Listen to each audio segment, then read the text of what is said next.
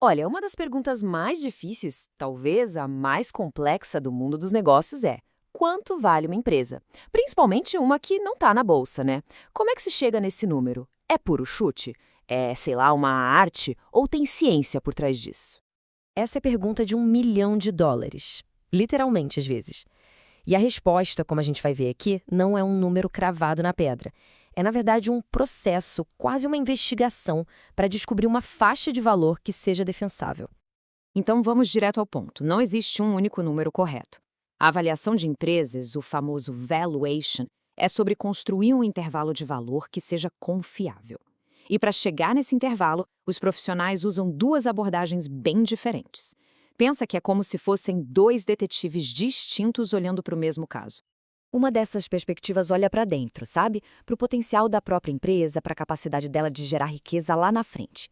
A outra olha para fora, comparando essa empresa com as concorrentes, com o que está acontecendo no mercado. E a gente pode até dar nome para esses detetives.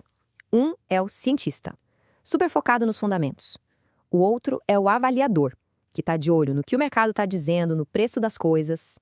E aqui está a grande diferença. De um lado, o fluxo de caixa descontado, o FCD. Esse é o nosso cientista. Ele vai mergulhar nos números da empresa, no DNA financeiro dela. Do outro lado, os múltiplos de mercado. Esse é o avaliador. Ele vai olhar para a vizinhança, para o mercado, para ver quanto valem as casas parecidas. Bom, vamos começar com o método do cientista, o tal do FCD.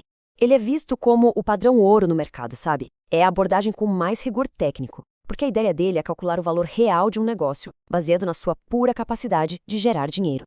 A ideia central é até simples de entender. O valor de uma empresa hoje nada mais é do que a soma de todo o dinheiro que ela promete gerar no futuro. O pulo do gato é que o dinheiro lá do futuro vale menos do que o dinheiro de hoje, né? Por causa do risco, do custo de oportunidade. Por isso, o método desconta esses valores futuros para trazer para o presente. O processo, de forma bem simplificada, tem três grandes passos. Primeiro, o analista tenta projetar quanto de caixa a empresa vai gerar nos próximos anos. Segundo, ele calcula um valor para perpetuidade, ou seja, para todos os anos depois dessa projeção inicial. E por último, o passo crucial, ele traz todo esse valor do futuro para os dias de hoje, usando uma taxa de desconto que reflete o risco daquele negócio. E aí, depois de toda essa análise super detalhada, o laboratório do nosso cientista chega num resultado. Para a empresa que a gente está usando como exemplo, o valor intrínseco, ou seja, aquele baseado nos seus próprios fundamentos, seria de 168,5 milhões de reais. Ok, agora vamos virar a chave. Vamos sair do laboratório e visitar o nosso avaliador. Em vez de olhar para dentro da empresa, ele vai olhar para o mercado. É a mesma lógica de avaliar um imóvel. A primeira coisa a fazer é ver por quanto os apartamentos parecidos no mesmo prédio foram vendidos recentemente. Esse método usa os famosos múltiplos para fazer essas comparações. Um dos mais usados é o tal do EV/EBITDA, que basicamente relaciona o valor da firma com a sua capacidade de gerar caixa operacional. A lógica é simples. Se empresas parecidas são negociadas a, digamos, 10 vezes o seu EBITDA, talvez essa empresa aqui também valha isso. O processo aqui é bem mais direto, né? Primeiro, se pesquisa um múltiplo médio de empresas comparáveis. Segundo, pega esse múltiplo e multiplica pelo EBITDA da nossa empresa para chegar no que a gente chama de Enterprise Value. E por fim, é só tirar a dívida líquida da conta para achar o valor que de fato pertence aos acionistas. E o que o nosso avaliador de mercado encontrou? Pois é, um valor bem diferente. 393,7 milhões de reais. Esse número representa o que o mercado, em tese, estaria disposto a pagar pela empresa, com base no que ele pagou por companhias similares. Ok, agora a gente tem um problema. Ou melhor, um quebra-cabeça.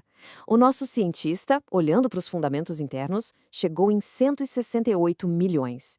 Já o avaliador, olhando para o mercado, chegou em quase 394 milhões. A diferença é gigantesca. Botando os números lado ao lado, a questão fica muito clara. O valor relativo é mais que o dobro do valor intrínseco. Como isso é possível? Algum deles está errado? Qual deles é o certo?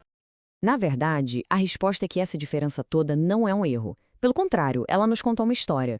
E existem motivos bem claros para esses números serem tão distantes um do outro. Basicamente, são três fatores principais. Primeiro, o risco. O FCD super ajustado para os riscos específicos daquela empresa. Segundo, as premissas. O resultado do FCD depende demais das projeções de crescimento, que têm um grau de subjetividade. E terceiro, a comparabilidade. O método de múltiplos só funciona bem se as empresas usadas na comparação forem de fato muito parecidas, o que, convenhamos, nem sempre é o caso. Então, como é que se resolve essa parada? O segredo não é escolher um método e jogar o outro fora. Muito pelo contrário. Os profissionais mais experientes usam os dois resultados para construir uma visão mais completa, mais robusta. E aqui está o ponto mais importante de todos.